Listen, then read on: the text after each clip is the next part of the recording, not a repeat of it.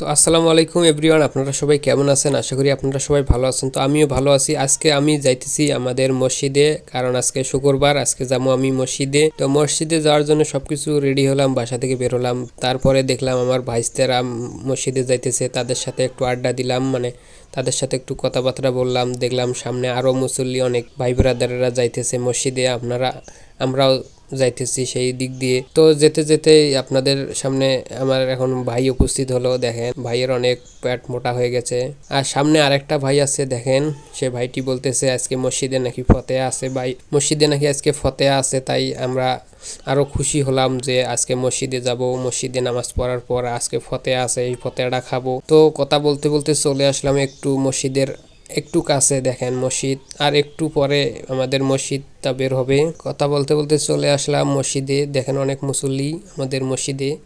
তো ফাইনালি দেখেন মসজিদের সামনে আমরা এসে গেলাম। তো এটা হচ্ছে আমাদের মসজিদ, গরিবের মসজিদ। দেখেন তো ভেতরটা দেখেন, মসজিদের ভেতরটা দেখেন, মাশাআল্লাহ অনেক সুন্দর।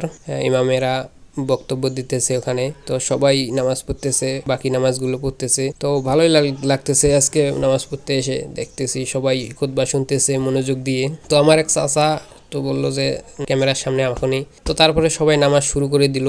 তো নামাজ পরে বাকি কথাগুলো বলা যাক। তো নামাজ কালাম শেষে আমরা একটু বসেছিলাম, এর মধ্যে আমার একটু ঘুম ধরেছে। আর আমার চাচা দেখেন আমার সাথে কি এরকম একটা ব্যবহার করলো। তো নামাজ কালাম শেষে আবারও আমরা চলে যাইতেছি সেই দাওয়াতের বাড়ির উদ্দেশ্যে। দেখেন আমাদের মসজিদে কত মুসল্লি যাইতেছে সেই দাওয়াতের বাড়িতে। আর সাথে আমার একটা ক্যামেরাম্যান পেয়েছি, সেটা হচ্ছে আমার অর্ণব ভাই, সে আমার ক্যামেরাম্যান আপাতত। তো বলতে বলতে আমরা সবাই চলে যাইতেছি সেই কাঙ্ক্ষিত ফতেহার বাড়িতে।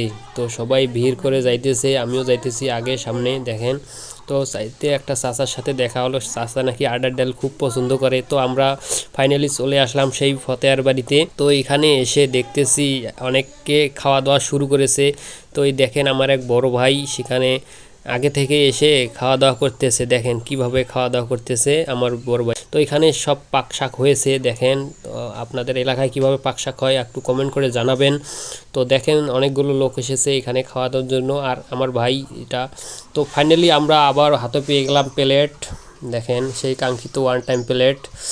তো দেখেন অনেকগুলো মুসল্লি এসেছে কাঙ্ক্ষিত দাওয়াতটি খেতে। দেখেন তো বলতে না বলতে আমার চাচা নিয়ে আসলো ভাত নিয়ে যাইতেছে। তো আমার বড় ভাই ছোট ভাই তো দেখতে পাচ্ছেন আমাদের এক টাকলা মুরাদ আঙ্কেল ভাত নিয়ে হাজির হলো। তো সে ভাত পড়শিতেছে। দেখেন তো চারপাশে সবাইকে ভাত দিতেছে। তো আমাকেও ভাত দেওয়ার জন্য এই যে আমার এক চাচা আসলো, দুই চাচা। তো দেখেন এরপর আমাকে ভাত দিবে। দেখেন এই যে আমাকে ভাত দিল।